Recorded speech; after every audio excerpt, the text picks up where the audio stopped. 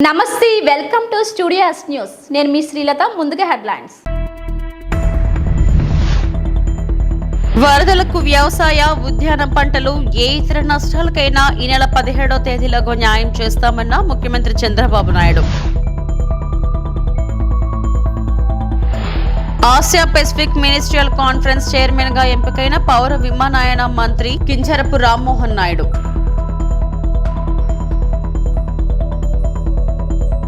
Narsipatnam area ఆసుపత్రి వద్ద contract staff నర్సుల ధర్నా వరదలకు వ్యవసాయ ఉద్యాన పంటలు పశువులు ఇళ్లతో పాటు ఇతరత్ర ఇంకే నష్టం జరిగినా ఈ నెల 17వ తేదీలోగా న్యాయం చేస్తామని వరికి ఎకరాకు 10,000 తక్షణ పరిహారంగా చెల్లిస్తామని ముఖ్యమంత్రి చంద్రబాబు ప్రకటించారు.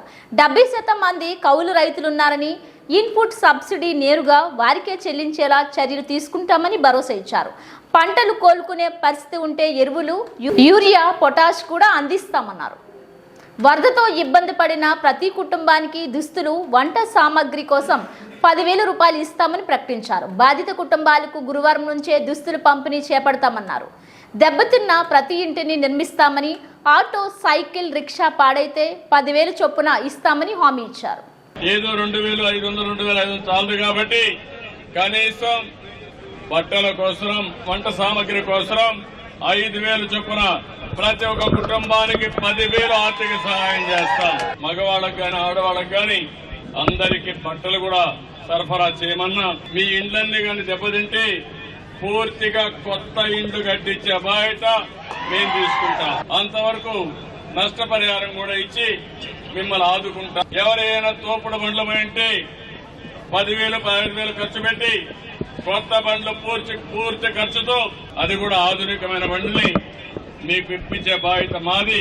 ఎక్కడన్నా కానీ ఆటో రిక్షాలు గాని లేకపోతే సైకిల్ రిక్షాలు గాని పోతే వాళ్ళందరికీ ఒక్కొక్కరికి 10,000 రూపాయలు సహాయం చేసే బాధ్యత ఈ ప్రభుత్వం తీసుకుంటుంది. కలెక్టర్కి స్పష్టమైన ఆదేశాలు ఇస్తున్నాం. 17వ తారీఖు లోపల మీ అందరికీ న్యాయం చేసే బాధ్యత ఆయన తీసుకుంటారు. ఎక్కడైనా సరే పంట రివైవ్ చేయగలిగితే దానికి అవసరమైతే యూరియా గాని ఇవన్నీ ఇచ్చి, పొటాషియం ఇచ్చి మళ్లీ కాపాడగలిగితే దానికి కూడా ఎరువుల సరఫరా కూడా చేయమని ఆదేశాలు ఇచ్చాం. ప్రకాశం బ్యారేజీలో వేగవంతంగా జరుగుతున్న బోట్ల తొలగింపు పనులను గురువారం ఉదయం మంత్రి నిమ్మల రామానాయుడు పరిశీలించారు. బోట్ల వెలికితీతలో ఏదో ఒక అంతరాయం వస్తుందన్నారు. ఇప్పటికే కాకినాడ, విశాఖ నుండి 2 టీంల డ్రైవర్ సాయంతో పనులు జరుగుతున్నాయి. బోట్లను లాగడానికి సాయంత్రం నుండి కాకినాడకు చెందిన అబ్బులు టీంను రంగంలోకి దింపుతున్నామని తెలిపారు. బోట్లను బయటకు తీయడానికి అన్ని రకాల ప్రయత్నాలు చేస్తున్నామని మంత్రి రామానాయుడు చెప్పారు.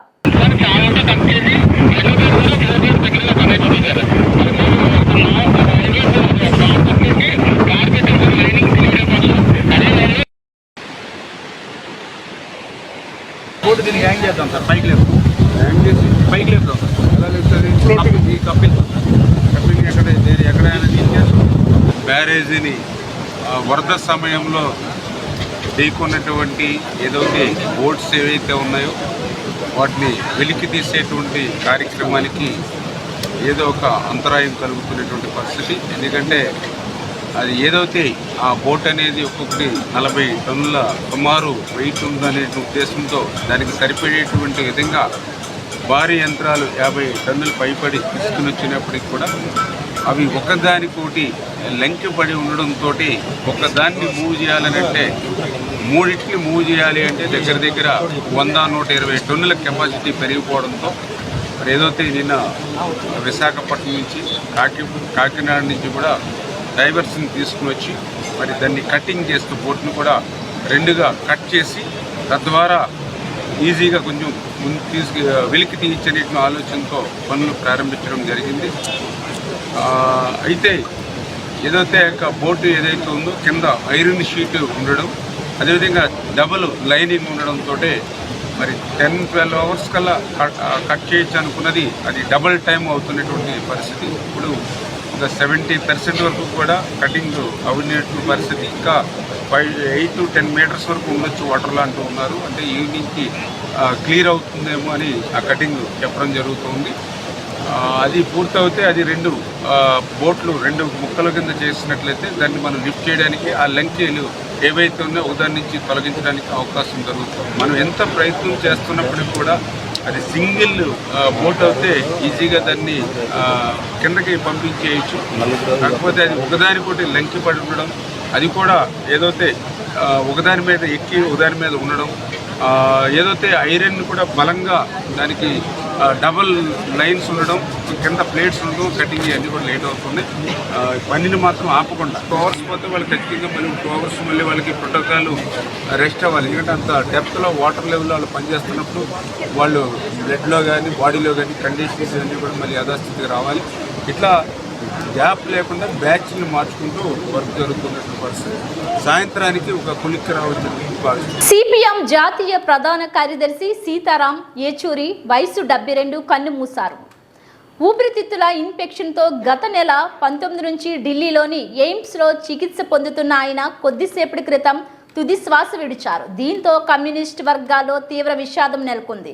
ఆగస్టు 19న అనారోగ్యంతో ఢిల్లీ ఎయిమ్స్లో చేరిన సీతారాం ఏచూరి స్వస్థలం కాకినాడ. పూర్తి పేరు ఏచూరి సీతారామరావు. 1952 ఆగస్టు 12న చెన్నైలో జన్మించిన సీతారాం ఏచూరి 1975లో సిపిఎం ప్రాథమిక సభ్యత్వం తీసుకున్న ఏచూరి ఉమ్మడి ఏపీ మాజీ సిఎస్ మోహన్ కందాకు ఏచూరి మేనల్లుడు.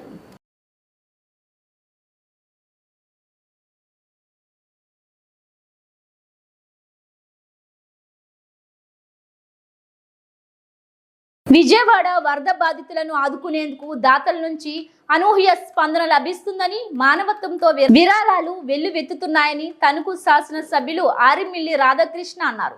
ఈ సందర్భంగా ఆరిమిల్లి రాధాకృష్ణ 1,75,000 సీఎం రిలీఫ్ ఫండ్కు అందించడం జరిగింది. అనంతరం తణుకు క్యాంప్ కార్యాలయంలో నేడు నియోజకవర్గంలోని పలువురు పారిశ్రామికవేత్తలు, డాక్టర్లు, వివిధ రంగాలకు చెందిన వ్యక్తులు, సామాన్యులు ప్రతి ఒక్కరూ ముందుకు వచ్చి పెద్ద మొత్తంలో చెక్కుల రూపంలో విరాళాలు అందిస్తున్నారని అన్నారు.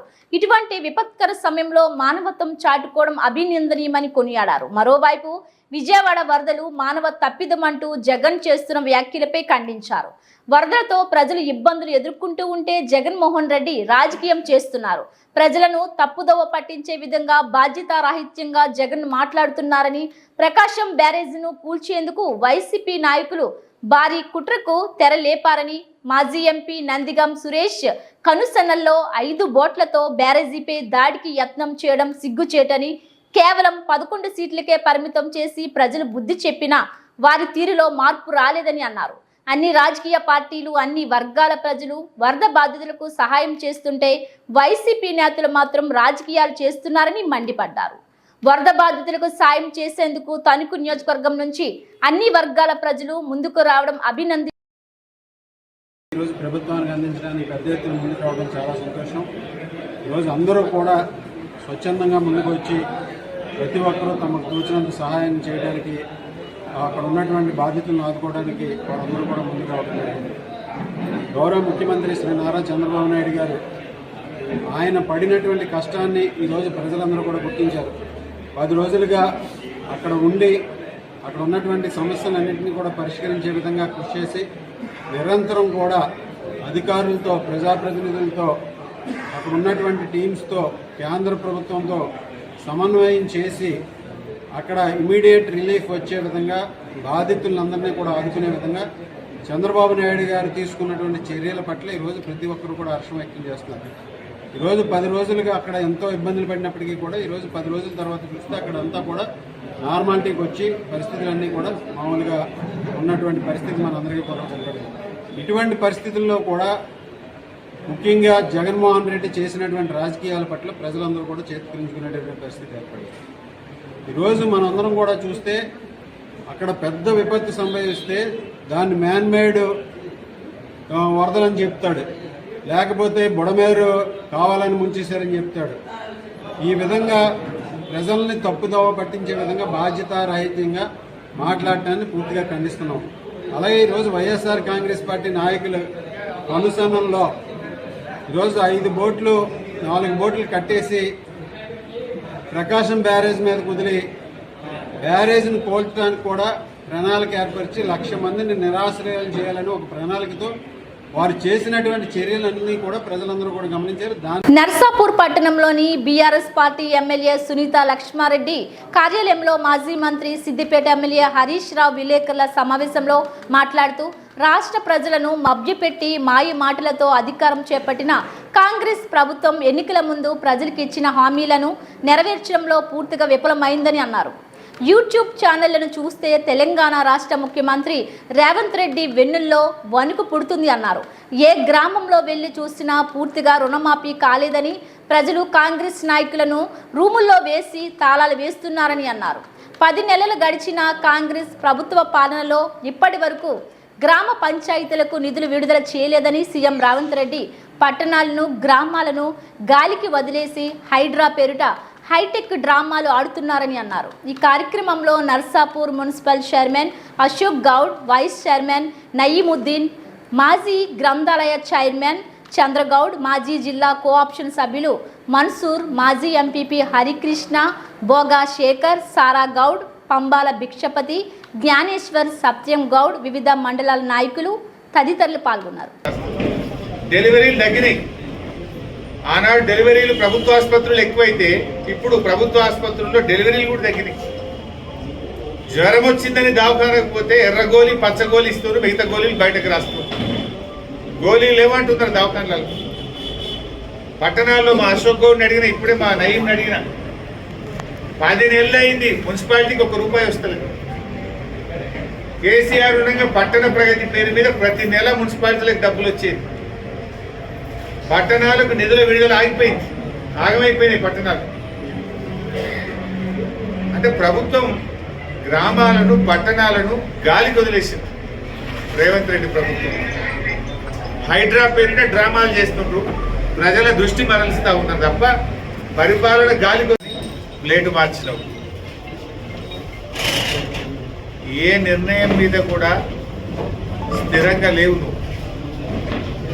15 ఆగస్టు నాడు ఖమ్మం పోతివి, రుణమాఫీ అయిపోయిందంటివి.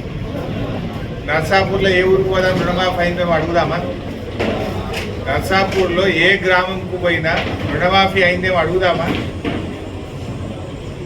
ఇవాళ భువనగిరి నియోజకవర్గంలో కాంగ్రెస్ పార్టీ నాయకులను రైతులందరూ రూమ్లేసి తాళం వేసారు. రుణమాఫీ కాలేదని కాంగ్రెస్ పార్టీ నాయకులను రూమ్లలో తాళాలు ఇస్తున్నారు ప్రజలు. నీ మాటల వల్ల లోకల్ కాంగ్రెస్ నాయకులు ఇబ్బంది పడుతున్నారు. నువ్వు 15 ఆగస్టులోగా రుణమాఫీ పూర్తి చేసి తీరుతా అని చెప్తివి. 15 ఆగస్టులోపు రుణమాఫీ కాకపాయే. ఇప్పుడు ఏమైంది? కాంగ్రెస్ పార్టీ ఎమ్మెల్యేలు ఊళ్ళలోకి పోతే నిలదీస్తున్నారు, కాంగ్రెస్ పార్టీ నాయకులను ప్రజలు నిలదీస్తూ ఉన్నారు. నీ వల్ల లోకల్ గల్లీ నాయకులంతా కూడా ఇబ్బంది పడే పరిస్థితి వచ్చింది. నీ తొందరపాటు వల్ల. కర్నూలు జిల్లా ఎస్పీ బిందు మాధవ్ ఆదేశాల మేరకు Kurnool enforcement sub superintendent Ravikumar పర్యవేక్షణలో భాగంగా బుధవారం రాబడిన సమాచారం మేరకు మాధవరం చెక్ పోస్ట్ దగ్గర వాహనాలు తనిఖీ చేయుచుండగా ఒక మహీంద్రా జైల్లో వాహనంలో 30 బాక్సులు కర్ణాటక తరలిస్తుండగా వారిని పట్టుకొని అరెస్ట్ చేయడం జరిగిందని సెబ్ సిఐ భార్గవ్ రెడ్డి తెలిపారు. ఆ ఇద్దరు ముద్దాయిలు ఒక ప్రణాళిక ప్రకారం మద్యం బాక్సులు అమ్ముకోవడానికి తీసుకొని పోతా ఉంటే మా సిబ్బంది పట్టుకొని అరెస్ట్ చేయడం జరిగింది. పట్టుబడినటువంటి 30 బాక్సుల మద్యం, ఒక కారు మొత్తం విలువ సుమారు 4 లక్షలు ఉంటుందని అన్నారు. ఈ కర్ణాటక మద్యాన్ని స్టోర్ చేయడం కానీ అమ్మటం కానీ చాలా తీవ్రమైన నేరంగా పరిగణించబడి కఠిన చర్యలు తీసుకోబడతాయని, ఎవరు కూడా ఇటువంటి వాటికి ఆశపడి అనవసరంగా ఇబ్బందులు తెచ్చుకోవద్దని పత్రికాముఖంగా సెబ్ సిఐ భార్గవ్ రెడ్డి ప్రజలకు తెలియజేశారు. శ్రీ బిందు మాధవ్ సార్ గారి ఆదేశాల మేరకు Kurnool enforcement SCB superintendent Ravikumar sir గారి పర్యవేక్షణలో మనకు రాబడిన సమాచారం మేరకు మాధవరం చెక్ పోస్ట్ దగ్గర మనము వాహనాలు తనిఖీ ఒక మహీంద్రా జైలో అనేటటువంటి వెహికల్ నందు 30 బాక్సుల కర్ణాటక మద్యాన్ని అక్రమంగా తరలిస్తూ ఉండినారు. తరలించుతున్నటువంటి వ్యక్తి తాండా మంత్రాలయం మండలం వచ్చేసి రమేష్, ఇంకో అతను చాకలి గంగాధర్ అనేటటువంటి వ్యక్తి. ఇక్కడనే నాగలాపురం అనే విలేజ్ ఉంది, అది పెద్ద కడుపూరు మండలం కిందికి వస్తుంది, బార్డర్ మనకు కోసిగికి. మనకు ఎంబిగనూరు స్టేషన్కు. ఆ పెద్ద కడుపుకు చెందినటువంటి ఇద్దరు ప్లాన్ చేసుకొని చుట్టుపక్కల దాచి ఉంచి మద్యం వ్యాపారం చేయాలని అనుకున్నారు. ఆ ఇన్ఫర్మేషన్ మనకు వచ్చి మనం పట్టుకొని ఇద్దరు తరలిస్తుండగా రెడ్ హ్యాండెడ్గా పట్టుకోవడం జరిగింది. వాళ్ళ మీద కేసు నమోదు చేసి రిమాండ్కి పంపడం జరుగుతూ ఉంది. ఈ పట్టుబడిన మద్యం విలువ మరియు ఈ యొక్క కారు మొత్తం రెండు కలిపి సుమారు 4 లక్షల విలువ ఉంటుంది. వాళ్ళ మీద కఠిన చర్యలు తీసుకోబడుతున్నాయి. మీడియా ముఖంగా అందరికీ తెలియజేయడం ఏమంటే, ఇట్లాంటి అక్రమ నేరాల జోలికి పోయి అక్రమ మద్యాన్ని స్టాక్ చేయడము, అమ్మటము ఇట్లాంటి చర్యలు చేపడితే వాళ్ళు తర్వాత కఠిన శిక్షలు ఎదుర్కోవాల్సి వస్తుందని, అటువంటి వాటికి దూరంగా ఉండాలని నేను విజ్ఞప్తి చేస్తున్నాను. ఈ దాడిలో పాల్గొన్నటువంటి చెక్ పోస్ట్ సిబ్బందికి మరియు మా సిబ్బందికి నేను కృతజ్ఞతలు తెలియజేస్తున్నాను. నా పేరు భార్గవరెడ్డి.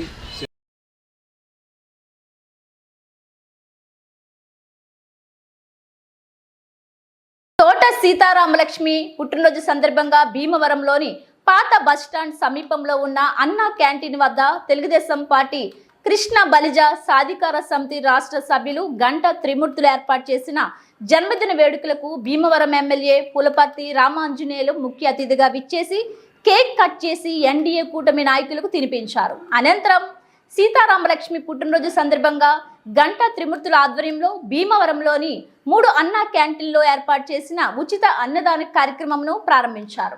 ఈ సందర్భంగా అంజీబాబు మాట్లాడుతూ, ఉన్నత కుటుంబాల నుంచి వచ్చిన తోట సీతారామలక్ష్మి కుల మతాలకు అతీతంగా నీతి నిజాయితీలతో నిస్వార్థ ప్రజాసేవ పరురాలని, సీతారామలక్ష్మి భవిష్యత్తులో మరిన్ని ఉన్నత పదవులను అధిరోహించాలని ఆకాంక్షిస్తూ జన్మదిన శుభాకాంక్షలు తెలిపారు. ఈ కార్యక్రమంలో నాయకులు, కార్యకర్తలు, అభిమానులు పాల్గొన్నారు. నాయకులు, కార్యకర్తలు అందరూ కూడా ఇచ్చేసి ఇక్కడ అన్నా క్యాంటీన్ లో మరి 3 అన్నా క్యాంటీన్ లో కూడా మన బీసీసీఎల్ కృష్ణ బలిజీ సాధికార సంఘం పశ్చిమ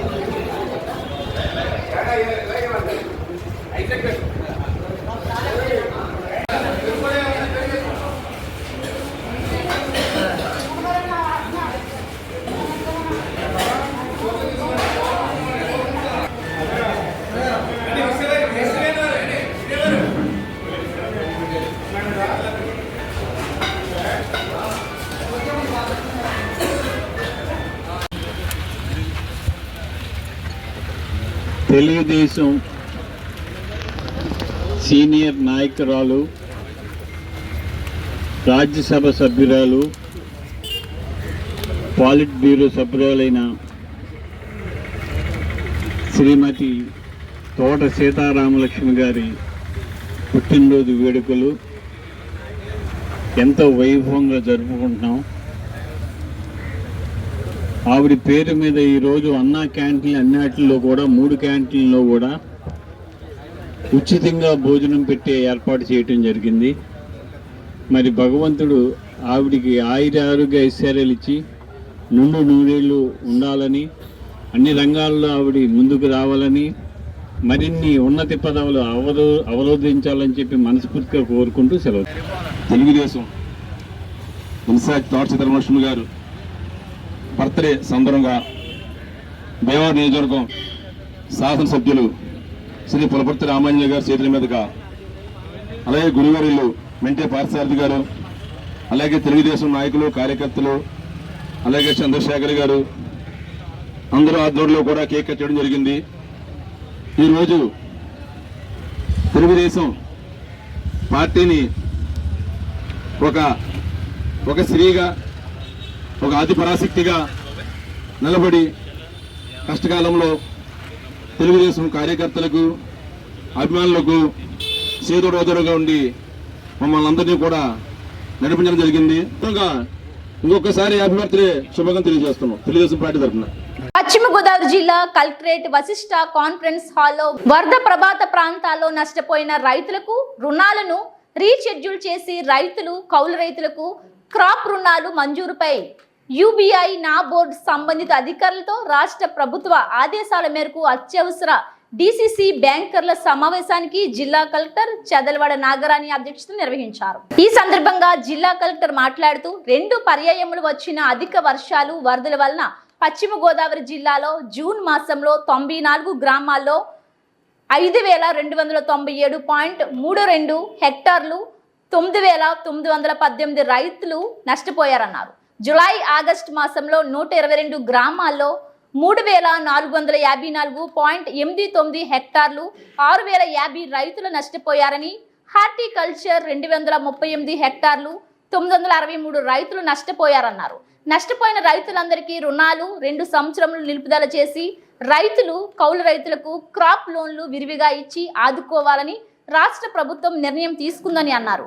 కొత్తగా జాయింట్ లైబిలిటీ జేఎల్టీ గ్రూప్ ఏర్పాటు చేసి గ్రూప్ హామీ మీద కూడా రుణాలు మంజూరు చేయాలని ఆదేశించారు. అదేవిధంగా పశు సంబంధిత పీకేసీసీ రుణాలు కూడా వారి అర్హత ప్రకారం ఆలస్యం చేయకుండా పాడి పరిశ్రమ రైతులకు రుణాలు మంజూరు చేసి ఆదుకోవాలని బ్యాంకర్లను జిల్లా కలెక్టర్ చదలవాడ నాగరాణి కోరారు.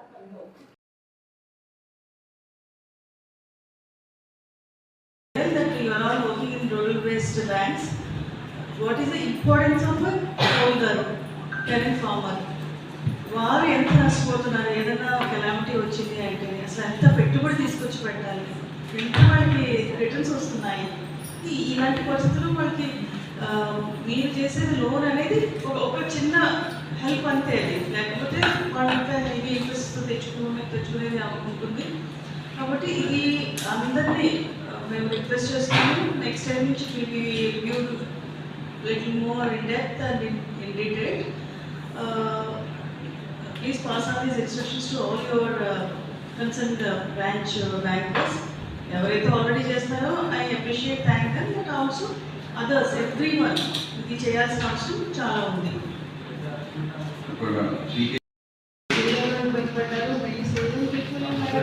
Affected this one also. వాళ్ళకి అంటే కోలుకుని వెళ్ళి ముందుకు వెళ్ళడానికి లేకుండా అసలు తండ్రి రెయిన్ మీద రెయిన్ పడింది, ఇన్వెస్టేషన్ అవుతుంది. అది ఒకవేళ రెజొనేట్ చేయాలి అంటే దానికి ఒక 50 బ్యాగ్స్ ఆఫ్ యూరియా ఎంత వెరీ వెరీ ఎక్స్పెండిచర్ ఇన్వెస్ట్మెంట్ అయిపోతుంది. అది దాన్ని దృష్టిలో పెట్టుకుని మనమంతా బ్యాంకర్స్ కానీ అందరూ జోనల్ మేనేజర్స్ అందరూ ఒక సిబ్బంది మీరు తీసుకుని ముందుకు వెళ్ళాల్సిన అవసరం చాలా ఉంది. పడ్డారు అఫెక్టెడ్ తీసుకున్నాం also. వాళ్ళకి అంటే కోలుకుని వెళ్ళి ముందుకు వెళ్ళడానికి లేకుండా అసలు తండ్రి రెయిన్ మీద రెయిన్ పడింది, ఇన్వెస్టేషన్ అవుతుంది. అది ఒకవేళ రెజొనేట్ చేయాలి అంటే దానికి ఒక 50 బ్యాగ్స్ ఆఫ్ యూరియా ఎంత వెరీ వెరీ ఎక్స్పెండిచర్ ఇన్వెస్ట్మెంట్ అయిపోతుంది. అది దాన్ని దృష్టిలో పెట్టుకుని మనమంతా బ్యాంకర్స్ కానీ అందరూ జోనల్ మేనేజర్స్ అందరూ ఒక సిబ్బంది మీరు తీసుకుని ముందుకు వెళ్ళాల్సిన అవసరం చాలా ఉంది. And what they requesting is to give them the opportunity to repay this whatever loan they have taken in a period of 2 years. ఇది ఇక్కడ ఎగ్జిస్టింగ్ లోన్ బారోవర్స్ అందరికీ కూడా అడిషనల్గా 25,000 రూపీస్ శాంక్షన్ చేయమని అడుగుతారు because of this calamity.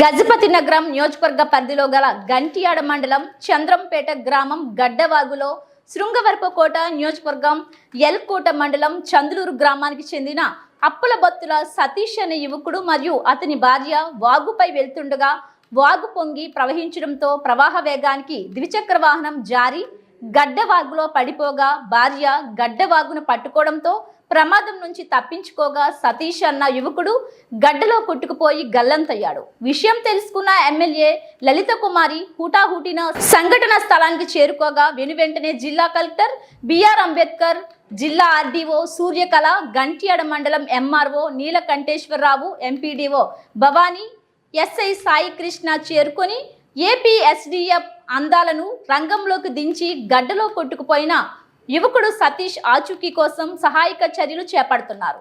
MPDO Bhavani, SI Sai Krishna చేరుకొని AP SDF బృందాలను రంగంలోకి దించి గడ్డలో కొట్టుకుపోయిన యువకుడు సతీష్ ఆచూకీ కోసం సహాయక చర్యలు చేపడుతున్నారు. మా మాయ వెళ్ళిపోండి, మా మాయ వెళ్ళిపోండి అంటాను. అమ్మ మాయ తర్వాత చూసుకోవచ్చు, నువ్వు ముందు అనేసి అక్కడ కూర్చోబెట్టిన తర్వాత ఇటుపక్క ఉన్న కళాలన్నీ ఇటే ఉన్నావా? తమ్ముడు నేను కళలు రావాలి, అటు అటు కళలు అటు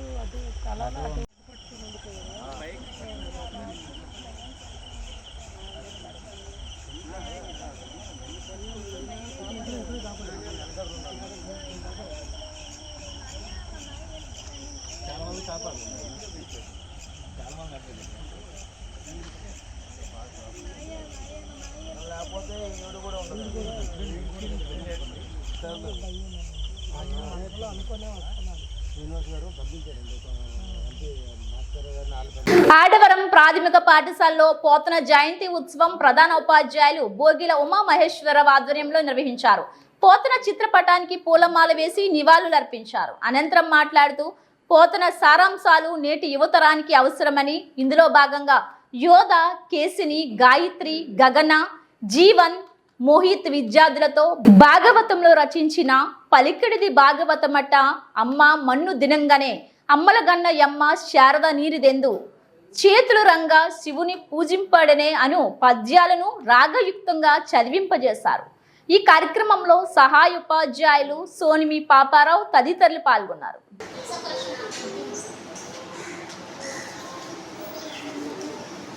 ఈరోజు బొమ్మెర పోతనామాచుడు తెలుగులో ఆదికవి ఈతపట్టిన మంచిది. ఈయన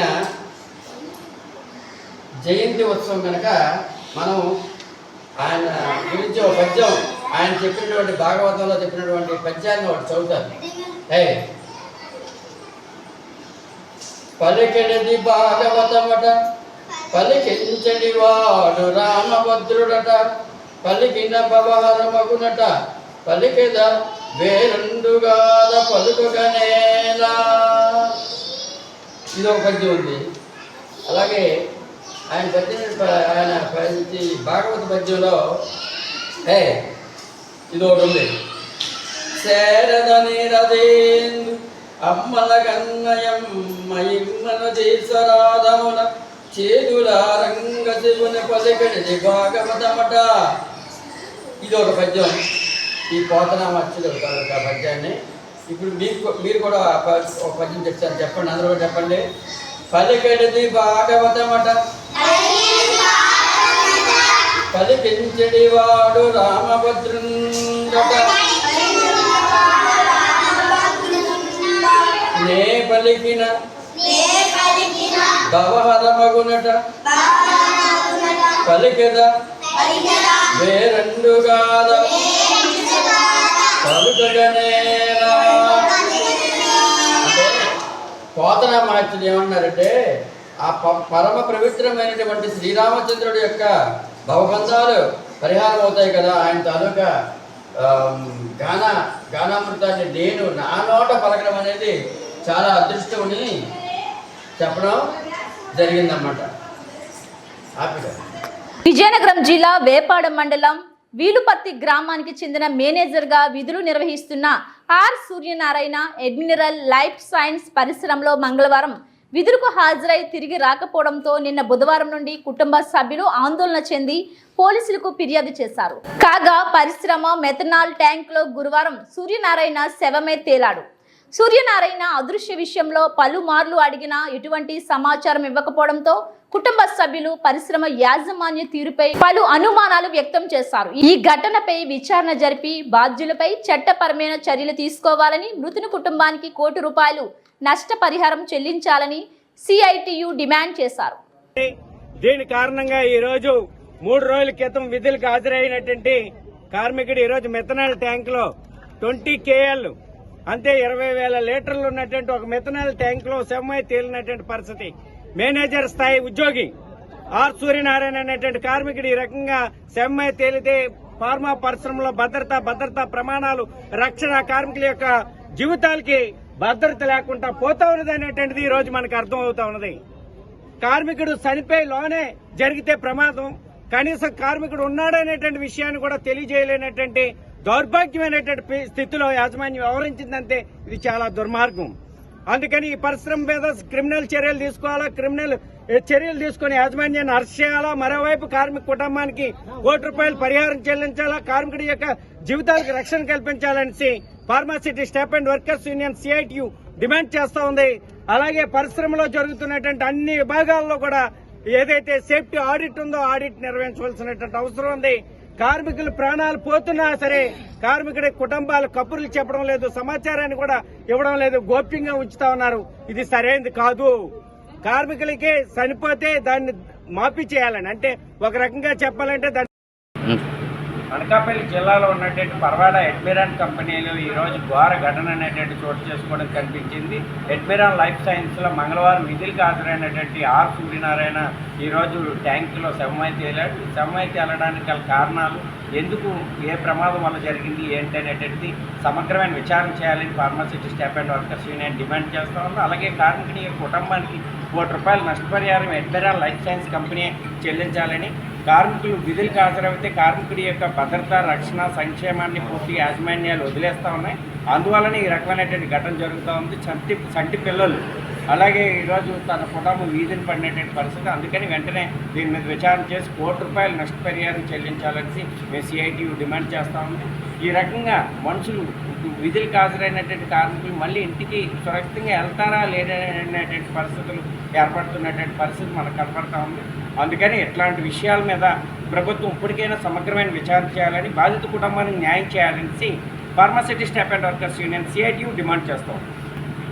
ఇవి బులెటిన్ అప్డేట్స్.